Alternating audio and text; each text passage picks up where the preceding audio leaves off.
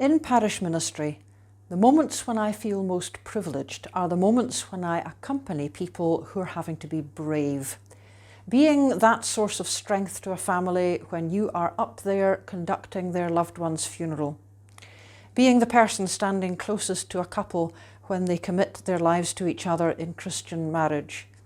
Being the person with whom someone in the depth of their illness has a conversation they wouldn't have with anyone else.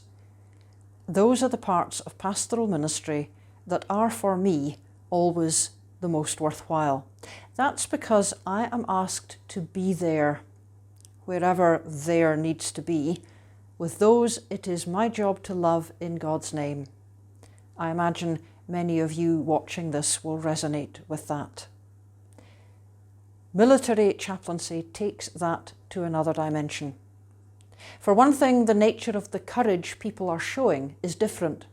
It may be physical courage in the face of physical threat, or moral courage in the face of decisions no civilian ever has to make, or emotional courage in situations of isolation or distance from loved ones, situations of separation that we don't see in our parishes.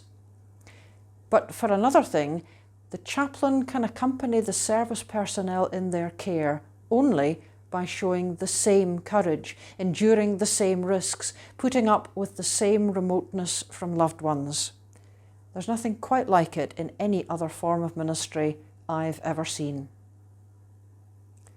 In the Army's appendix to your committee's report, Padre MacPherson makes the fair point that many of our chaplains occupy senior posts, and in fact that's true in all three services, where the number of our Church of Scotland chaplains is smaller than we'd like it to be, but the responsibility and influence they exercise is disproportionately large because of where they are in their careers. We can be quietly proud of them.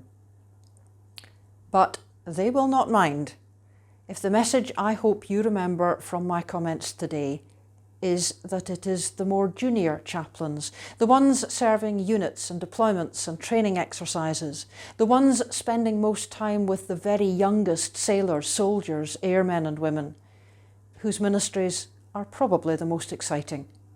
Whether full-time in the regular forces or part-time in the reserves that offer every opportunity for operational experience without the need to leave your existing ministry, this is a ministry that calls you into those moments of courage, moments of privilege you will never forget.